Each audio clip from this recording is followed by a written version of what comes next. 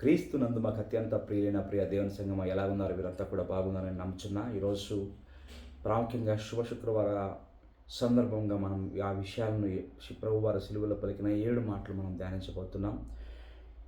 దానిలో మొదటి మాట మనందరికీ తెలిసిన విషయమే. లూకా రాసిన సువార్త 23వ అధ్యాయం 34వ వచనంలో, తండ్రి వీరేమి చేస్తున్నారో వీరు ఎరుగరు గనుక వీరిని క్షమించుమనే మాటను మేము ఈరోజు ధ్యానించబోతున్నాం. ప్రియమైన దేవుని బిడ్డలారా, మనము ఈ వాక్యాన్ని ధ్యానించినప్పుడు ఒక్కసారి ఆ గోల్గొత్తా కొండపైన ఆ శిలువ పరిస్థితిని మన కంటి ముందర మనం ఉంచుకొని మనం ఈ వాక్యాన్ని ధ్యానించినట్లయితే ప్రభువైన యేసుక్రీస్తు వారు ఆయన చేసిన త్యాగం మనకు కంటికి స్పష్టంగా మనకు అర్థమయ్యేదిగా ఉంది. ఆ విధంగా తెరిచిన హృదయంతో ఆయన చేసిన త్యాగాన్ని మనము ఒకసారి ధ్యానించుకుందాం. ప్రియమైన దేవుళ్ళు గమనించినట్లయితే చూడండి, మొట్టమొదటిగా అక్కడ విశ్వమంతా కూడా నిశ్శబ్దమైపోయిన పరిస్థితుల్లో ఆ రోజు మనం చూడవచ్చండి. గోల్గొతా అంటే కపాలపు స్థలం అని ఒక అర్థం వస్తుంది. అది మరణానికి ఒక చిరునామాగా ఉందండి. ప్రాముఖ్యంగా అక్కడ క్రూరత్వం రాజ్యమేలేటువంటి ఒక రాజ్యంలో ప్రాముఖ్యంగా రోమన్ సైనికుల అట్టహాసం వినిపిస్తూ ఉంది. అంత మాత్రం కాకుండా ప్రజలు దూషణలు అక్కడ మిన్నంటుతున్నట్లుగా మనం చూస్తున్నాం. ప్రాముఖ్యంగా చూసుకున్నట్లయితే ఇంకా రోమన్లు విధించే శిలువ మరణం కేవలం ఒక వ్యక్తిని చంపడానికి మాత్రమే కాదండి, అది వ్యక్తిని అవమానపరిచి వ్యక్తిని భయంకరమైన ఒక క్రూరత్వానికి, లేకపోతే ఏమంటారు కదా, దాన్ని అత్యంత దారుణంగా హింసించి చంపే ఒక వ్యూహంగా మనకి రోమా సామ్రాజ్యపు ఒక శిలువ మరణం ఖచ్చితంగా ఆ విధంగా ఉంటుందని మనందరికీ తెలిసిన విషయం. సాధారణంగా గమనించండి, శిలువపై విన్న నేరస్తులు వారు నొప్పితో గట్టిగా అరిచేవారుగా ఉంటారు. అంతేనా కాదండి, ఏ వ్యక్తి అయినా సరే బాధలో ఉన్నప్పుడు ఆ బాధను ఎక్స్ప్రెస్ చేసుకోవడానికి ప్రయత్నం చేస్తారు. కానీ ఇక్కడ చూడండి, తమను ఇక్కడ అంత మాత్రం కాకుండా తమను చంపేవారిని శపించేవారుగా ఉంటారు. ఎందుకంటే ఇంక వారి చివరి టైము, ఇంక వారికి ఉన్న బాధంతో కూడా బయటకు పెట్టుకునే పరిస్థితిలో ఉంటారు. లేకపోతే ద్వేషంతో ఉమ్మి వేసేవారుగా, వారి అక్కసును బయటకు వెళ్ళగక్కునేవారుగా, అంత మాత్రం కాకుండా అన్ని విషయాలను కూడా ఆ పరిస్థితుల్లో వారు బయటికి చూపించుకునే వ్యక్తులుగా ఉంటారు సాధారణంగా. కానీ ఇక్కడ యేసు ప్రభు వారి విషయంలో జరిగిన విషయం మాత్రం ఖచ్చితంగా డిఫరెంట్ అని చెప్పాలండి. కానీ యేసుక్రీస్తు ప్రభు వారు సిలువను అక్కడ ఆయన నేల మీద ఆ కొండపై నిలబెట్టినప్పుడు ఒక క్షణం విశ్వమంతా కూడా నిశ్శబ్దమైపోయిన వాతావరణంగా మనం చూడవచ్చండి. ఒక దేవదూతలు నేను అంటాను, ఒక దేవదూతలు ఆయన ఆజ్ఞ కొరకు వేచి చూచే సందర్భాన్ని మనం గమనించుకోవచ్చు, ఊహించవచ్చు. అంత మాత్రమే కాదండి, లోకం ఇక్కడ ఇంకో విషయం చూసినట్లయితే, లోకం ఆయన శాపనార్థాలు ఆయన నోటించి శాపనాలు వస్తాయేమో పరిస్థితిని బట్టి ఆయన యొక్క విషయాన్ని కూడా వేచి చూడవచ్చు. కానీ ప్రియమైన ఏమిటరా, యేసు ప్రభు వారు తన ఎండిపోయిన లేకపోతే తడియారిపోయిన పెదవులతో ఆయన తెరిచినప్పుడు వచ్చిన మాట ఏంటంటే శాపం కాదండి, అన్నిటికంటే ప్రాముఖ్యంగా క్షమాపణతో కూడిన ప్రార్థన. ఈ వాక్యాన్ని మనం గ్రహించుకోవాలండి. ప్రతి సంవత్సరం మనం ధ్యానిస్తూ ఉన్నాం. దీని విలువను మనం తెలుసుకోవాలని నేను చెప్పడానికి ఇష్టపడతా ఉన్నా. రెండో విషయం చూసుకున్నట్లయితే ప్రేమిందేవులారా, ఇక దీని యొక్క చారిత్రక నేపథ్యం మనం చూసినట్లయితే, అంత మాత్రం కాకుండా శారీరక పరిస్థితిని మనం చూసుకున్నట్లయితే, ఈ వేదన యొక్క లోతు ఎంత ఉందని మనం గ్రహించినట్లయితే ప్రేమిందేవులారా, చూడండి, ఫిజికల్ ఎగోని ఆయన అనుభవించిన శారీరక వేదన లేకపోతే బాధ మనం చూసుకున్నట్లయితే, ఒక ఛిద్రమైన శరీరం యేసు ప్రభు వారి మాట పలకడానికి ఎంత వెల చెల్లించారో ఈరోజు మనం గమనించాలి. మరలా చెప్తున్నా, సాధారణమైన మాట కాదు, ఆయన ఉన్న పరిస్థితుల్లో చెప్పేటువంటి మాట ఇది కాదు. ఇటువంటి పరిస్థితుల్లో కూడా ఆయన మాటలు వచ్చేది ఒక ఎంత వెలను చెల్లిస్తే ఆ ఛిద్రమైన శరీరంలో యేసు ప్రభు వారు సిలువ వేయడానికి ముందు యేసును రోమన్లు కొరడాలతో కొట్టారండి. అంత మాత్రమే కాదు, ఆ కొరడాలో మనకందరికి తెలిసిన విధంగా చివర్లలో ఏముంటాయి, ఎముక ముక్కలు ఉండేవిగా ఉంటాయి. అంటే మేకుల కంటే సూదిగా సీసపు గుండ్లు కూడా అంటారు ఉండేవి. అవి యేసు వీపు పైన ఉన్న చర్మాన్ని మాత్రమే కాకుండా ఆయన మాంస ఖండాలను కూడా బయటకు తీసేసేయి. ఆయన మాట్లాడబోయే సమయానికి ఆయన నరాలని తీవ్రమైన ఒక షాక్లు ఏమంటారు కదా, మెడికల్ టర్మ్స్ చెప్పాలంటే ఇది ట్రమాటిక్ షాక్ అంటారు, ఆ విధంగా ఉన్నాయండి. దాంట్లో రెండో విషయం మనం చూసుకున్నట్లయితే, ఇక్కడ చిత్రమైన శరీరంతో పాటు ఆయన శ్వాస కోసం కూడా పోరాడే వ్యక్తిగా మనం పోరాడుతున్నట్లుగా మనం చూడవచ్చు. శిలువ పైన వేలాడే వ్యక్తి శ్వాస ఆడకపోతేనే చనిపోతాడండి. ప్రాముఖ్యంగా చూడండి, అదేమంటారు, అస్ఫిక్స్టేషన్ అంటారు. మాట్లాడడానికి, గాలి పీల్చుకోవడానికి, ఊపిరాడడానికి, ఊపిరాడాలంటే ఏం చేయాలి? యేసు ప్రభువారు అక్కడ మేకులు కొట్టిన తన పాదాలపై ఏం చేయాలి? శరీరం యొక్క మొత్తం బరువును వేసి పైకి లేపాలని ఒక్కసారి ఆ సన్నివేశాన్ని ఉంచండి. ఆల్రెడీ కాళ్ళలో, చేతుల్లో మేకులు కొట్టబడ్డాయి, ముళ్ళ కిరీటం పెట్టబడింది. అటువంటి పరిస్థితుల్లో యేసు ప్రభువారు ఒక మాట మాట్లాడాలంటే ఆ మాట మాట్లాడి కింద అంటే ఆ బరువు అంతా ఇక్కడ రావాలంటే ఆ మేకులు కుట్టిన స్థలం అది కదిలేదుగా ఉంది. ఎంత భయంకరమైన పరిస్థితి ఒక్కసారి మనం గ్రహించుకోండి. ప్రేమ దేవుళ్ళరా, ఇక్కడ మనం గమనించినట్లయితే యేసు ప్రభువారు ప్రతి అక్షరాన్ని కూడా ఉచ్చరించినప్పుడు, ఈ మాటలు గ్రహించండి, యేసు ప్రభువారు ప్రతి అక్షరాన్ని కూడా ఉచ్చరించినప్పుడు ఆయన కాళ్ళు మరియు అంత మాత్రం కాకుండా వీపు మెరుపు లాంటి అంటే భయంకరమైన చెప్పలేనటువంటి నొప్పిని అనుభవించింది. ఆ నొప్పి అక్కడ భయంకరంగా ఒక ఫ్లోలో ప్రవహించినట్లుగా మనం చెప్పవచ్చండి. ఎలాగైతే నీళ్లు ప్రవాహం ఉంటుందో ఆ విధంగా నొప్పి, ఆ విధంగా ప్రవాహం అక్కడ ఉన్నట్లుగా నేను చెప్పడానికి ఇష్టపడతా ఉన్నాను. ప్రేమ దేవుడరా, ఆయన ఊరికి క్షమించలేదండి. ఈ విషయాన్ని గ్రహించాలి. ఆయన ఊరికి క్షమించలేదు. ఆయన మన కోసం క్షమాపణ వేడుకోవడానికి తన రక్తాన్నే, మన కోసం ఆయన క్షమాపణ వేడుకోవడం తన రక్తాన్నే వెలగా ఇచ్చాడు అనే సత్యాన్ని మనం గ్రహించుకోవాలి. మూడో విషయానికి మనం వెళ్ళినట్లయితే, ఈ వాక్యం యొక్క లోతైన వివరణ మనం గమనించినట్లయితే ప్రేమ దేవుడరా, ఇక సంబంధం యొక్క శక్తి అనే విషయం చూసినట్లయితే ఇక్కడ ఎవరితో మాట్లాడుతున్నాడు ప్రభువైన యేసుక్రీస్తు వారు? మొట్టమొదట ఆయన శిలువలో పలికిన మాట ఏంటి అని గమనించినట్లయితే తండ్రి అంటున్నాడండి. లోకం ఆయన్ని నజరేన యేసుక్రీస్తుగా అని పిలిచింది. నజరేన యేసుక్రీస్తుని చూసింది. అంత మాత్రం కాకుండా అక్కడ ఉన్న సందర్భంలో సైనికులైన యూదుల రాజు అని ఎగతాళి చేశారు. కానీ యేసు మాత్రం అక్కడ చెప్తున్న మాట అంటే దేవుడిని తండ్రి అని పిలుస్తూ ఉన్నాడు. గమనించండి, ఇక్కడ సత్యం ఏంటంటే ప్రేమ బిడ్డరా, లోకం ఈరోజు మానవ జీవితంలో మనం చూసుకున్నట్లయితే లోకం మనల్ని ఎలాగైనా పిలవనివ్వండి, లోకం మనల్ని మన కష్టకాలంలో ఎలాగైనా అవమానించనివ్వండి. కానీ ఇక్కడ నేను దేవుని వాక్యం నేర్పించే సత్యం ఏమిటో తెలుసా? ఈరోజు దేవుని వాక్యం మనకి బయలుపరుస్తున్న సత్యం ఏంటో తెలుసా? మన కష్టకాలంలో దేవుడిని తండ్రి అని పిలిచే హక్కును కోల్పోవద్దు. ఈ విషయాన్ని మరలా చెప్తున్నా. యేసు ప్రభువారు ఒక మాదిరి జీవితాన్ని ప్రతి విషయంలో ఆయన చేసి ఉంచారు. ఈరోజు ఆయన మాట్లాడుతున్న మాట అంటే మన కష్టకాలంలో ఎటువంటి సందర్భంలోనైనా ఆయనను తండ్రి అని పిలిచే హక్కును మాత్రం కోల్పోయేవారుగా ఉండవద్దండి. శిలువ మేకులు ఆయన చేతులను చీల్చాయేమో కానీ ఆ యొక్క మేకులు ఆయన భయంకరమైన నొప్పిని అనుభవించేలా చేసాయేమో కానీ తండ్రితో ఉన్న సంబంధాన్ని మాత్రం అవి ఎంత మాత్రము తెంచలేకపోయాయి. ఈ విషయాన్ని మీరు గ్రహించాలి. రెండవది దాంట్లో విషయం మనం ఇంకో విషయం చూసుకున్నట్లయితే తండ్రి అనే మాటతో పాటు నెక్స్ట్ ఆయన పలుకుతున్న మాట ఏంటి? ప్రధాన యాజకుడి యొక్క విజ్ఞాపన. మనం గడిచిన దినాల్లో యోహాను రాసిన సువార్త 17 విషయం మనం చూసాం. అక్కడ ప్రధాన యాజకుడిగా యేసు ప్రభు వారు ఆయన ఆ స్థానంలో ఉండి శిష్యుల గురించి, మనందరి గురించి కూడా ఆయన విజ్ఞాపన చేశాడు సిలువకు ముందే. ఇక్కడ కూడా మనం గమనించినట్లయితే ప్రధాన యాజకుడిగా ఇక్కడ విజ్ఞాపన చేస్తున్నాడండి.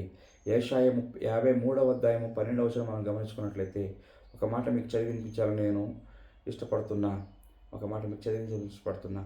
యెషయా 53:12 వచనం చూడండి.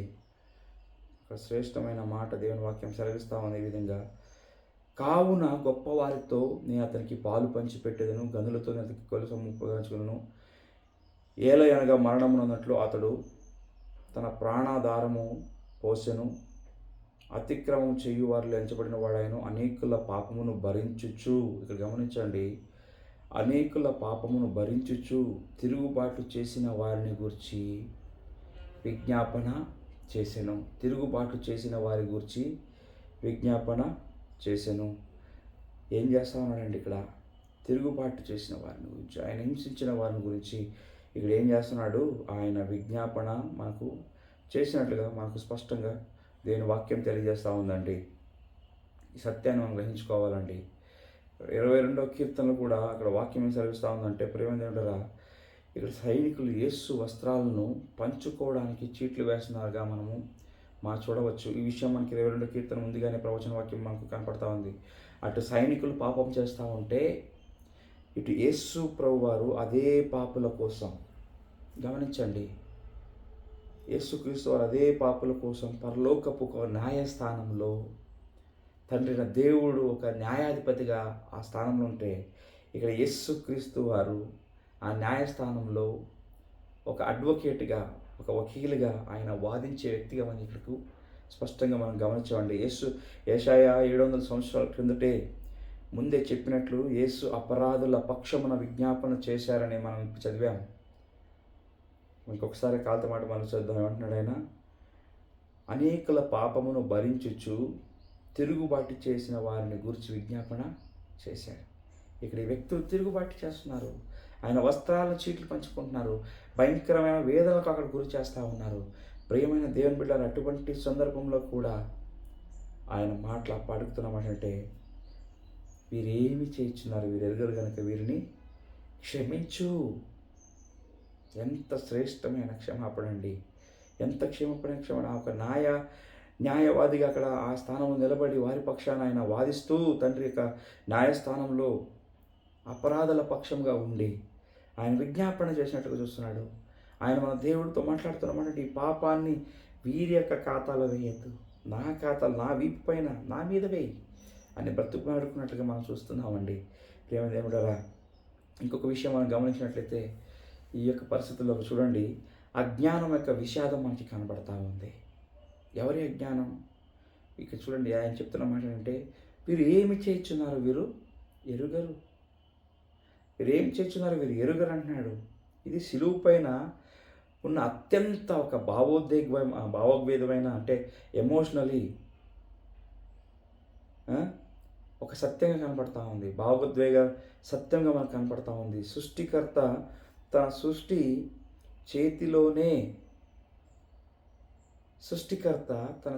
చేతిలోనే హతమవుతా ఉన్నాడు. ఇక్కడ గమనించండి, దైవిక దృక్కోణం మనం చూసినట్లయితే సైనికులు కేవలం తమ కర్తవ్యాన్ని, తమ డ్యూటీని మాత్రం చేస్తున్నాం అనుకుంటున్నారు. అంత మాత్రం కాకుండా అక్కడ ఉన్న మత నాయకులు వీరు ఎవరైనా కావచ్చు, అక్కడ వారి ధర్మశాస్త్రులు పరిశీలి ఎవరైనా కావచ్చు, కానీ ఇక్కడ ఏమన్నారు వాళ్ళు అనుకుంటున్న మాట ఏంటంటే, వారి యొక్క ధర్మాన్ని మాత్రం రక్షిస్తున్నాం, కాపాడుతున్నాం అనుకుంటున్నారు అక్కడ. కానీ వారి కొరకు వచ్చిన మెస్సియానే, జీవాధిపతిని అక్కడ చంపుతున్నారనే యొక్క సత్యం వారికి తెలియదండి. చూడండి, ఇక్కడ మన జీవితంలో మనం చూసుకున్నట్లయితే ప్రియమైన విషయంలో మనం చేసే పాపం అది ఎంత భయంకరంగా ఉందో మనకు తెలియదు చాలాసార్లు. అంతమంది కాకుండా మన చిన్న తప్పులే దేవుని కుమారుణ్ణి సిలువ వేశాయన్న సత్యం మనకు అర్థం కాదండి, మనం గ్రహించాం చాలాసార్లు. ఈ విషయాన్ని మనం తెలుసుకోవాలి. ప్రేమ దేవుడారా, మనం ముందుకెళ్ళినట్లయితే ఈరోజు మన జీవితానికి ఏం నేర్పుతా ఉందనే విషయాన్ని మనం గ్రహించుకున్నట్లయితే, నేను ఎక్కువ సమయం తీసుకోవడానికి ఇష్టపడతలేదండి. ప్రేమ దేవుడారా, ఇక్కడ మొట్టమొదటి విషయం చూసుకున్నట్లయితే, ఈరోజు యేసుప్రభు వారు ఈ పలికిన మాట ద్వారా మొట్టమొదటి విషయం ముందస్తు క్షమాపణ. ఏముంటారు దీన్ని? ముందస్తు క్షమాపణ అంటే ప్రిమిటివ్ ఫర్గివ్నెస్ అంటారు ఇంగ్లీష్లో. ప్రిమిటివ్ ఫర్గివ్నెస్ అంటే సైనికులు వచ్చి ఇక్కడ గమనించండి, కాళ్ళ మీద పడి క్షమించాలని అక్కడ అడిగినట్టు మనకు తెలియదు. అడిగే వరకు కూడా అక్కడ యేసు ప్రభువు వారు ఆగలేదండి. ఆగారు అక్కడ? ఆగలేదు. గమనించండి, సుత్తి ఇంకా సైనికుల చేతిలో ఉండగానే ప్రేమ యేసు వారిని క్షమించినట్లుగా మనము చూస్తున్నాం. వారి యొక్క క్షమాపణ కొరకు యేసు ప్రభు వారు ఎదురు చూడలేదు, అవునా? ఇంకా ఆయనను హింసిస్తున్న సమయంలోనే ఇంకా హింస పరిపూర్ణంగా అక్కడ ముగియలేదండి. దానికంటే ముందుగానే యేసు ప్రభు వారిని క్షమించారు. మనం ఎవరైనా క్షమించాలంటే అనేక సార్లు వారు వచ్చి అడగాలని మనం ఎదురు చూసేవారుగా ఉన్నాం. దేవుని వాక్యం ఈరోజు తెలియజేస్తున్న మాట, యేసు ప్రభువారు ఒక ఉదాహరణ ఉంచారు. ఆయన ఎవరో వచ్చి మనల్ని క్షమాపణ అడిగే వరకు నేనెందుకు అడగాలని ఒక ఆలోచనతో మనం వెళ్ళకూడదు. వద్దండి, అడగని వారిని కూడా మనం క్షమించేవారుగా ఉందాం. అదే క్షమించే క్రైస్తవుడి యొక్క గొప్పతనం. ఇది క్రీస్తు యొక్క గొప్పతనం, ఇది క్రీస్తు యొక్క మనస్సు అని నేను చెప్పడానికి ఇష్టపడుతున్నా. ఈ సత్యాన్ని గ్రహించండి. రెండవదిగా చూసుకున్నట్లయితే ప్రేమిందేమిడారా, రుణాన్ని మాఫీ చేసినట్టుగా చూస్తున్నామండి. ఇక్కడ కొలస్సీయులకు రాసిన పత్రిక 2వ అధ్యాయం 14 చూసుకున్నట్లయితే అక్కడ వాక్యం సెలవిస్తూ ఉందండి.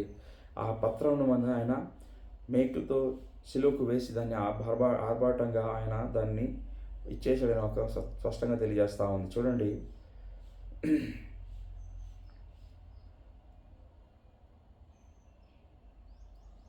వ్రాత రూపకమైన ఆజ్ఞల వలన మన మీద రుణముగాను మనకు విరోధంగాను నుండిన పత్రమును మేకులతో సిలువకు కొట్టి దాని మీది చేతి వ్రాతను తుడిచివేసి మనకు అడ్డము లేకుండా దాన్ని ఎత్తివేసి మన అపరాధములన్నింటినీ క్షమించి ఆయనతో కూడా మిమ్మల్ని జీవింపచేసెను. ఇంకా అనేక విషయాలు ఉన్నాయి, కానీ ఇక్కడ చూడండి, అపోస్తలుడైన పౌలు చెప్పినట్లుగా మనకు విరోధంగా ఉన్న రుణపత్రాన్ని యేసు ప్రభువారు సిలువకు కొట్టి దాన్ని రద్దు చేసినట్లుగా, సిలువకు కొట్టి దాన్ని మాఫీ చేసినట్లుగా మనం చూస్తున్నాం. ఎవరైనా మనకు హాని చేసి ఉంటే, ఈరోజు గమనించండి, ఎవరైనా మనకు హాని చేసి ఉంటే ఆ రుణాన్ని ఈరోజు యేసుక్రీస్తు వారి వలె మనం కూడా రద్దు చేసేవారుగా, మాఫీ చేసేవారుగా, దాన్ని కొట్టివేసేవారుగా ఉందాం. అంత మాత్రం కాదండి, ఆ రుణాన్ని మన్నించేసేయండి అక్కడికే. ఎందుకంటే మనపైన ఉన్న పెద్ద రుణాన్ని, ఎప్పటికీ తీర్చుకోలేని రుణాన్ని యేసు ప్రభువారు 2026 సంవత్సరాల క్రిందటే ఎప్పుడో తీసివేశారనే సంగతి ఈరోజు నువ్వు గుర్తిస్తున్నావా? గుర్తించుకుందాం. ప్రేమ దేవుని బిడ్డలారా, ఆ విషయాన్ని దయచేసి గమనించాలని నేను చెప్పడానికి ఇష్టపడుతున్నా. మూడో విషయం చూసినట్టయితే శత్రువుల కోసం ప్రార్థన. ఇక్కడ ఉదాహరణకు మనం చెప్పాలంటే క్రొత్త నిబంధనలో ఆదిమ సంఘంలో ప్రేమ దేవుడు ఒక వ్యక్తి కనపడతా ఉన్నాడండి. అపోస్తలుల కార్యములు 7వ అధ్యాయం 60వ వచనంలో మనకి ఈ వ్యక్తి స్పష్టంగా మనం చూడవచ్చండి. ఎవరు? మనకు అందరికీ తెలిసిన విషయం. 7వ అధ్యాయం 60వ వచనంలో మనకు స్టెఫెను మనకి కనబడతాడండి ఆదిమ సంఘంలో. అక్కడ అతడు మోకాళ్ళలోని ప్రభువా వారి మీద ఈ పాపం మోపకమని గొప్ప శబ్దంతో పలికెను. ఈ మాట పలికి నిద్రించెను. ఇక్కడ గమనించండి, ఇక్కడ ఎవరు కనబడతా ఉన్నారు? స్టెఫెన్ను రాళ్లతో కొట్టబడి చంపబడుతున్నప్పుడు కూడా అక్కడ ఏం చేస్తా ఉన్నాడు? ఆయన రాళ్లతో కొట్టబడి చంపుతున్న సందర్భంలో కూడా యేసు ప్రభు వాళ్ళని, ఆయన యేసు ప్రభు వారి యొక్క మాదిరిని అక్కడ అనుసరించినట్టుగా మనకి స్పష్టంగా తెలియజేస్తూ ఉందండి. మనల్ని బాధ పెట్టేవారు ఆంతరికంగా అంధులు లేదా వారి యొక్క అజ్ఞానులు, వారి యొక్క ఆత్మీయ అంధత్వంతో నిండినవారు అని మీరు లేకపోతే మనము గుర్తించినప్పుడు ప్రియమైన దేవుని బిడ్డలారా, అప్పుడు మాత్రమే ఈ మాటను యేసు ప్రభు వారు పలికిన మాదిరిని స్టెఫెను వలె మనం కూడా పలకడానికి, క్షమించడానికి సాధ్యమవుతుందనే సత్యాన్ని నేను ఈరోజు మీకు తెలియజేయడానికి ఇష్టపడుతున్నానండి. ప్రియమైన దేవుని బిడ్డలారా, ఈరోజు మనం ముగించుకునే విషయం ముందుకెళ్ళినట్లయితే చూడండి, దీని యొక్క మొదటి ఫలితం ఏంటో తెలుసా? యేసు ప్రభు వారు చేసిన కార్యాన్ని బట్టి ద ఫస్ట్ ఫ్రూట్ ఏమంటారు కదా, మనం చూసుకున్నట్లయితే ప్రేమ అది ఎక్కడో కాదండి, అక్కడే ఆ శిలువ దగ్గర జరిగినట్లుగా మనం చూడడానికి చెప్పడానికి ఇష్టపడుతున్నా. ప్రార్థన చూడండి, ఆ యొక్క భయంకర గాలిలో లేకపోతే అక్కడ వ్యర్థంగా కలిసిపోలేదండి. ఆ గాలిలో, ఆ గొల్గొతా కొండ పైన, కానీ దీని ప్రభావం అక్కడ తక్షణమే కనిపించినట్టుగా చూస్తున్నామండి. శిలువ క్రింద నిలబడి ఉన్నటువంటి ఒక రోమన్ శతాధిపతి యేసు పలికిన మాటలు అక్కడ విన్నాడు. ఆయన కఠినమైన సైనికుడి హృదయం కూడా కరిగిపోయిన, అంటే మనకందరికి తెలుసు, నేను చెప్పాను కదా, రోమా సైనికుల యొక్క హృదయం ఎంత కఠినంగా ఉంటుందో అటువంటి సైనికుడి హృదయం కూడా కరిగిపోయిన ఆయన అందరి ముందు ఇక్కడ ఏమంటాడు? ఆయన ఈయన నిజంగానే దేవుని కుమారుడు అని కేక వేస్తున్నాడు. మత్తయి రాసిన సువార్త 27వ అధ్యాయం 54 వచనం మీరు చూడండి కావాలితే. మాథ్యూ 27:54 వచనం చూసినట్లయితే శతాధిపతి అతనితో కూడా యేసుకు కావలి ఉన్న వారును భూకంపం జరిగిన కారణాన్ని చూచి మిక్కిలి భయపడి నిజముగా ఈయన దేవుని కుమారుడని చెప్పుకొనిరి. ఇక్కడ గమనించండి ప్రియమైన ఏమిటారా, మనం చూసుకున్నట్లయితే యేసు ప్రభు వారి యొక్క క్షమాపణ ప్రార్థన ద్వారా రక్షింపబడిన మొదటి వ్యక్తి ఆయన్ని చంపిన వాడే అనే సత్యాన్ని ఇక్కడ గ్రహిస్తున్నారా మీరు? ఒకవేళ ఆ సైనికుడిని క్షమాపణ ఉంటే ఈరోజు ఆయన చంపిన వారి మా మొదటి వ్యక్తి అయిన శతాధిపతికి ఆయన క్షమించినట్లు ఇక్కడ మనకు స్పష్టంగా కనబడతా ఉంది. ఆయనకే క్షమాపణ ఉన్నప్పుడు మనకు కూడా క్షమాపణ ఉంది. హల్లెలూయా, హల్లెలూయా. చూడండి, మన మన పాపం ఎంత పెద్దదైనా పర్వాలేదు, మన దేవుడికి ఎంత దూరంగా వెళ్ళినా ఈరోజు శిలువ మొదటి మాట మన కోసం ఒక సత్యాన్ని ఈరోజు తెలియజేశాడంటే ఆయన తలుపు ఇప్పటికీ కూడా తెరిచి ఉందండి. ఆ తలుపు పేరేంటో తెలుసా? కృప. కృప అనే తలుపు ఇప్పటికీ కూడా ఈరోజు నీ కొరకు నా కొరకు తెరిచే ఉందండి. మనం దయచేసి ఈ మాటలను గ్రహించాలి. చిన్న ప్రార్థన చేసుకుందాం. కళ్ళు మూసుకున్నట్లయితే, ప్రభువా, మా పాపముల కోసం ప్రార్థించిన నీ ప్రేమ గొప్పది నాయన. మాకు కూడా ఇంతలను క్షమించే హృదయాన్ని దయచేయి. నీ చూపిన మాదిరిని తండ్రి మా జీవితాల్లో నాయన ప్రభు మేము ఇతరులకు చూపించి ప్రభువా నాయన, ఒకవేళ మేము ఇంకా దూరంగా పడిపోయి చెడిపోయి ఇంకా ప్రభు నీకు దూరంగా వెళ్ళిన నాయన, నిన్ను అర్థం చేసిన శతాధిపతి అయిన మొదటి వ్యక్తికి అక్కడ రక్షణ కనపడతా ఉంది. అంత క్షమాపణ ప్రభు నీకు క్షమించావు. నీ కృపా ద్వారం ఇంకా మా కొరకు తెరిచి ఉంచావు నాయన. నీ సన్నిధిలోనికి రావడానికి ప్రభువా మాకు సహాయాన్ని అనుగ్రహించావు. నీ కృప ద్వారా మమ్మల్ని ప్రభువా నాయన చేసిన త్యాగం ద్వారా మమ్మల్ని రక్షించుకున్నావు. మమ్మల్ని కనికరించు నాయన. మరొకసారి నీ యొక్క హృదయాన్ని కలిగి ప్రభు ఈ లోకంలో మేము కూడా జీవించడానికి సహాయం దయచేసి నడిపించుమని యేసు క్రీస్తు నామములో వేడుకుంటున్నాము పరమ తండ్రి.